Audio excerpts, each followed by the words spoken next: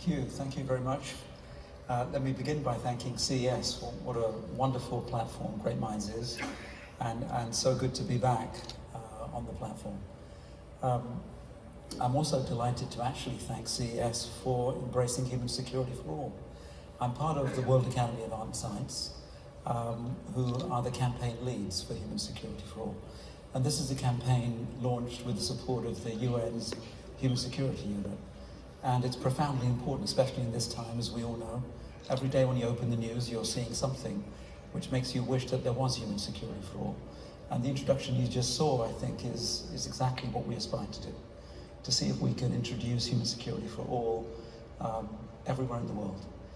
Today's panel, therefore, is quite an important one. We will talk about technology as a force for good, and I'm also here as the chair of a foundation which looks at technology and capital and works with stakeholders to see if each of us, collectively and individually, can be a force for good in making the world a better place.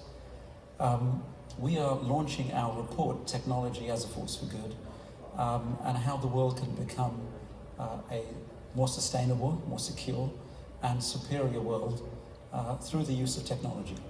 And that report gets launched and released at midnight today, and we'll give you a little taster of it, and I'll present and walk you through that.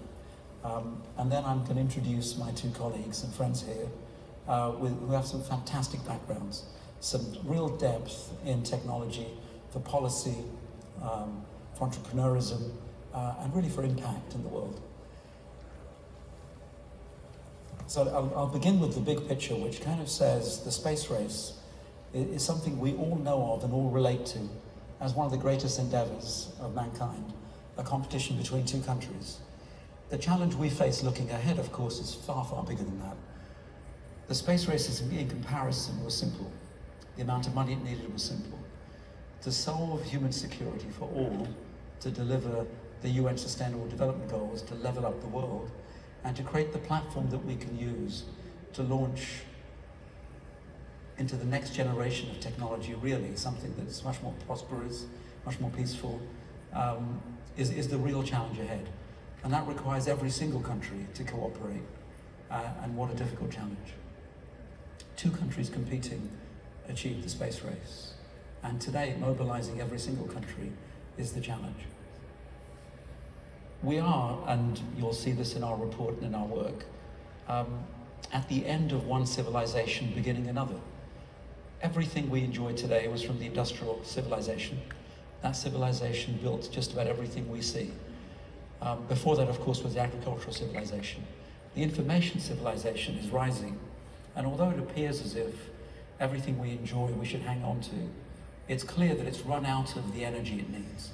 It cannot deliver to today's 8 billion people, but certainly not by 2050, 10 billion people.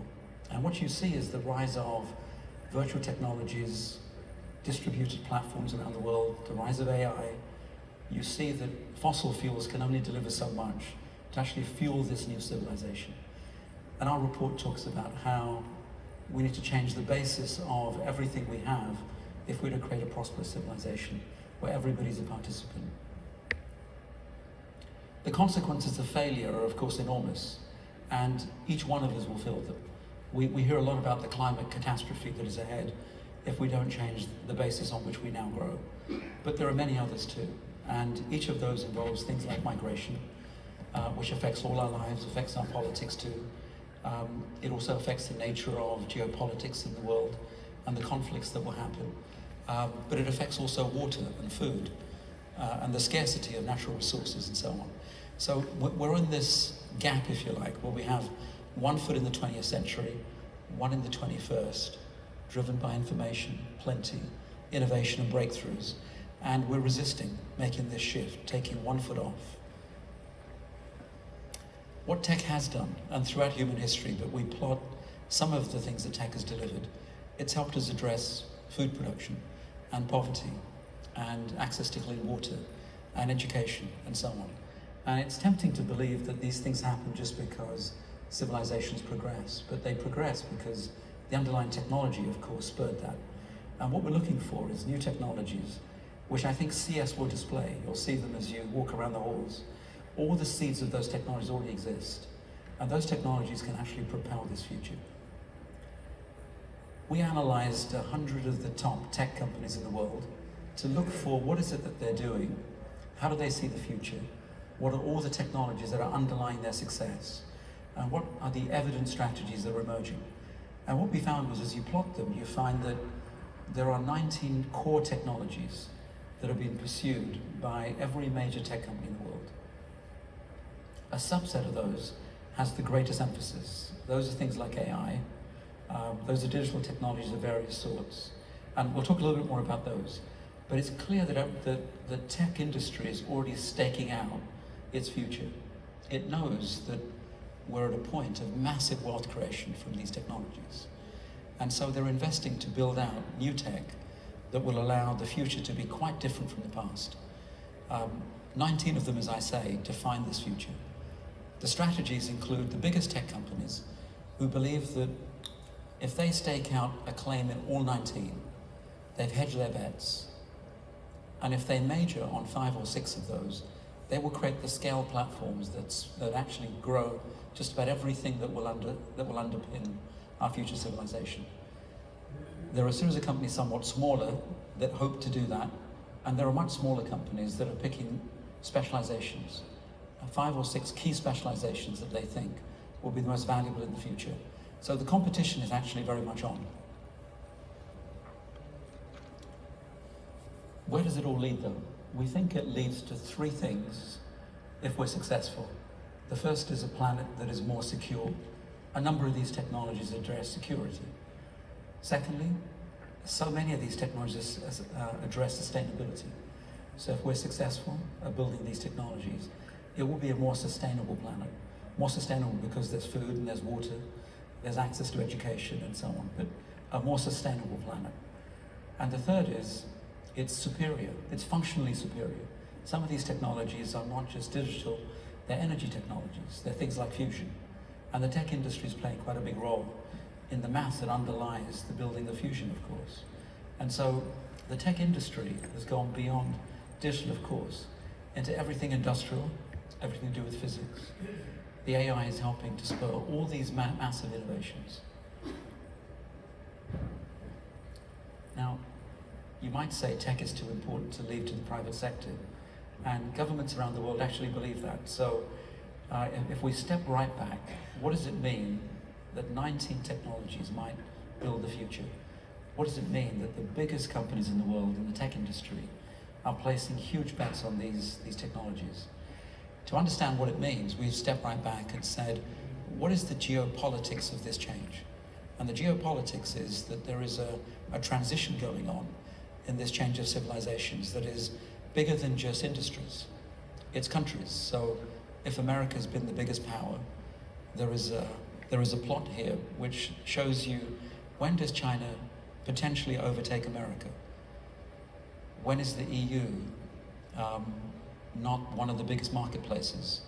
How does India fit into that as one of the biggest countries with the most population on the planet?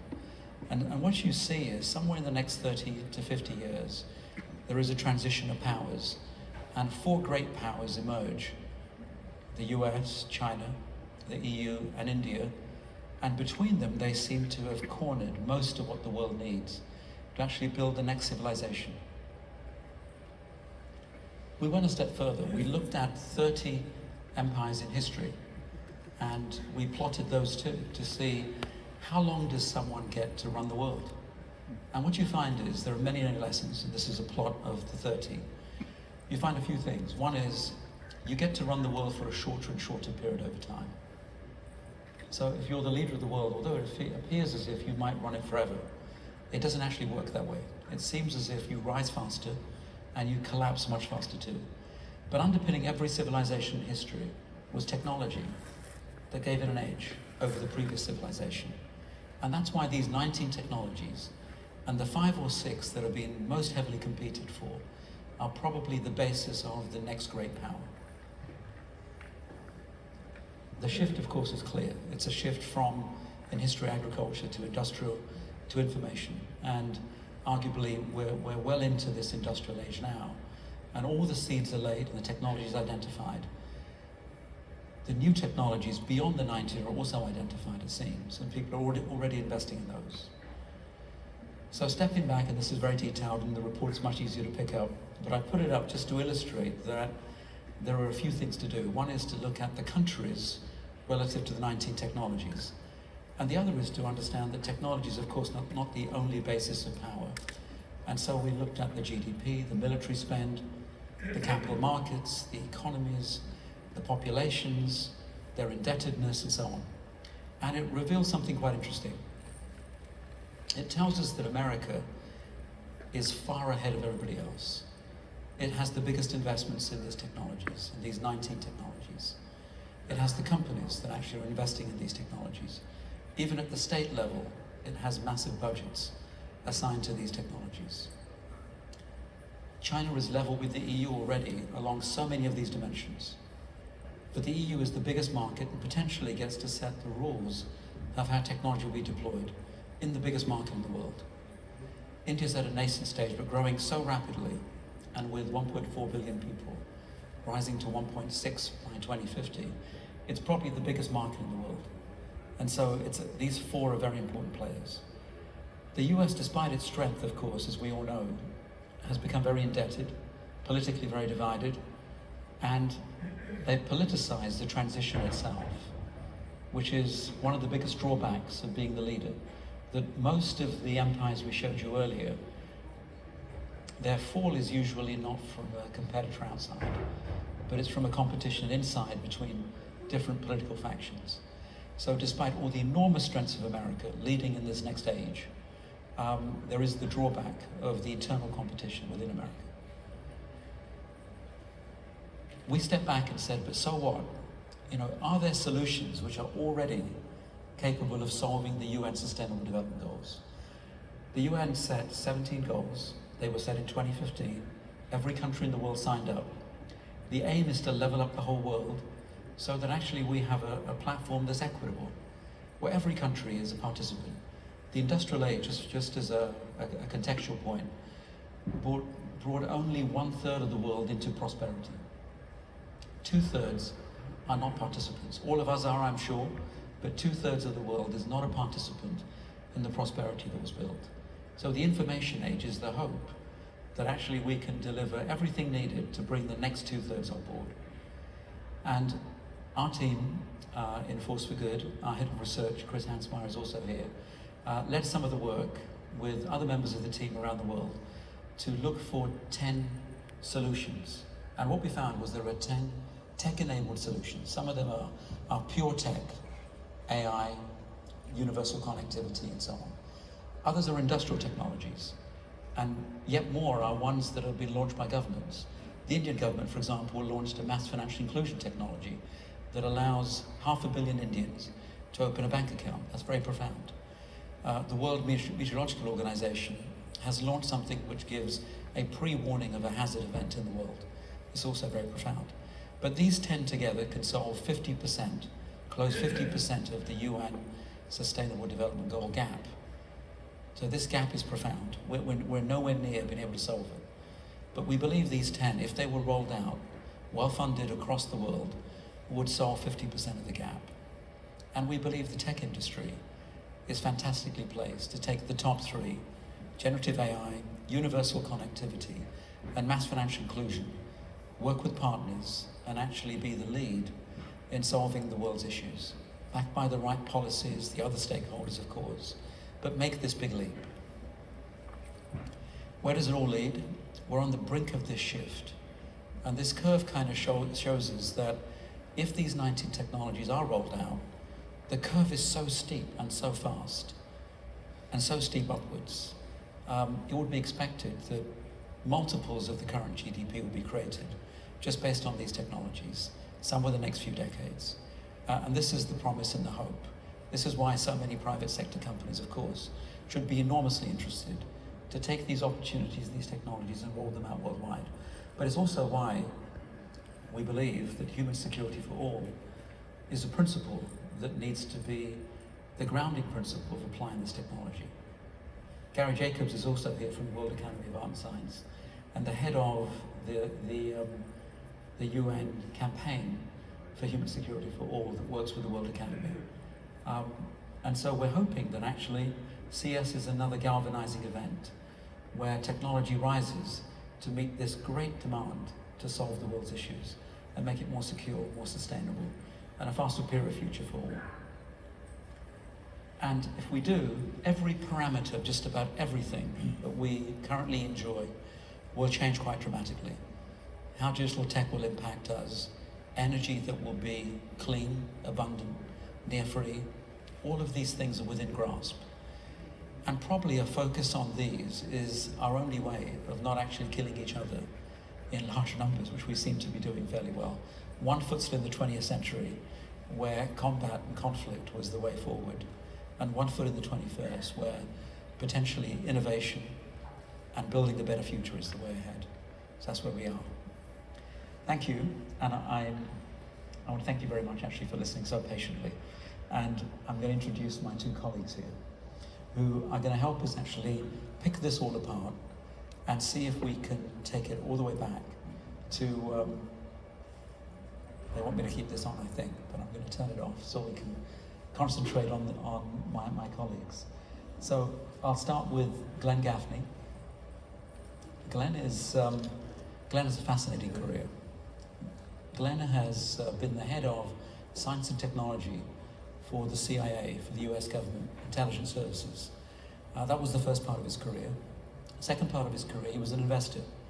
He looked at science and technology in laboratories all across the world to see if that could be taken and created commercially for use. Third part of his career, he's decided that it's the public sector and its science and technology in the academies and all the science units, plus the private sector, plus NGOs and others, could all work together to actually launch science and technology in the world to solve the biggest issues facing us. That's three parts to his career, which suits him very well to have this discussion with us. He continues to work in the diplomacy between Asia Pacific and America to see if there could be a transfer of knowledge and an agreement as to how we move forward together. Let me also introduce Walt. Walt Stinson is an entrepreneur, serial entrepreneur. First part of his career was as an entrepreneur building something which took technologies from all over the world, but also Japan, consumer electronics too, bringing it to the US and building a business out of that. That business was so successful, and the commitment he gained from so many entrepreneurs that were involved in that business meant he actually ended up in the Hall of Fame with Steve Jobs. He went on to build another business, and is today also the chair of something called ProSource, which is a multi-billion-dollar organization sourcing and procuring for the tech industry and its entrepreneurs. Thirdly, he wears the hat of being on the board and the leadership team of Human Security for All, this campaign, and the World Academy of Art and Science. So has spanned entrepreneurism, commercializing that, of course, and also giving back to the world. Thank you very much. Let me start by asking Glenn a question. Glenn, you've heard the high-level story of how we see technology changing the world. Talk about your experience of the challenge you think we face in terms of security and sustainability, but also technology and this kind of double-edged sword that it is for us all. Well, thank you, Ketan. I think the report is fantastic. So it's going to come out tonight, and I encourage everyone to read it and spend time with it. It identifies the right technologies. It identifies the key pieces. I'm going to look at a subset of those. We're going to talk about AI, right? AI's got, it's kind of sucking all the air out of the room these days, this last year. It's important to be sure, it's critical in this space, but I think one of the things that's really important for us to do is understand that market forces left alone, delivering AI is not going to address the problems that we face.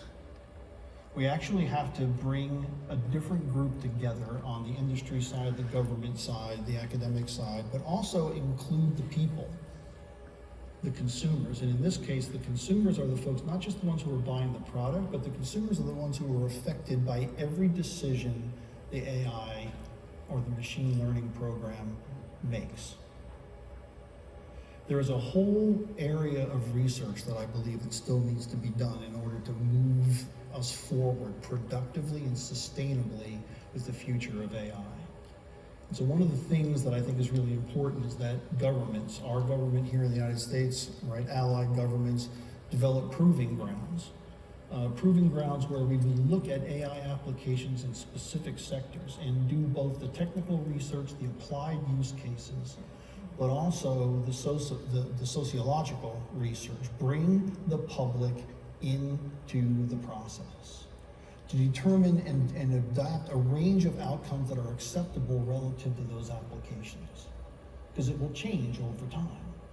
But it's critical for developing trust and developing new markets and actually thinking about how we bring technology to those who are underserved and underrepresented, who in many cases need that technology most. So AI is critical, and it's going to fuel so many different things. Bio. I am so thrilled. I'm a physicist by background. I am completely captured by all of the opportunity that the future of biotech holds for us in all of these areas, in the material science area, in working climate change issues, and applying bio substrates into new technologies that will then reduce carbon emission and produce better products. Not to mention what it's doing and what it will continue to do for healthcare, right? And healthcare for all. But there's two pieces there that I think are connected underneath this, which is we need to focus on infrastructure and the technical infrastructure that enables the use of these tools and these technologies, and focus on that globally. The security of that infrastructure is absolutely critical. The application of AI in cybersecurity for these infrastructures, I think, is a critical piece that must be solved. We have the opportunity, because in many of these places this infrastructure is new, so we can actually develop the security that's necessary by design and not have to try to bolt it on afterwards like we have with every other industry. And lastly, power and energy. These bio solutions that I'm so excited about, whether it's for food security or if it's for lowering carbon emission, or it is what we're doing on the healthcare side, they are all limited by one thing, which is affordable energy that's reliable, right, and cost effective. That's an important point. It's a very important point, because everything that underpins what we talked about relies on an energy source. And our last energy source was fantastic as something that underwrote the Industrial Revolution, but it can't underwrite the next one. It can't take us costlessly to space. It can't take us cleanly to space.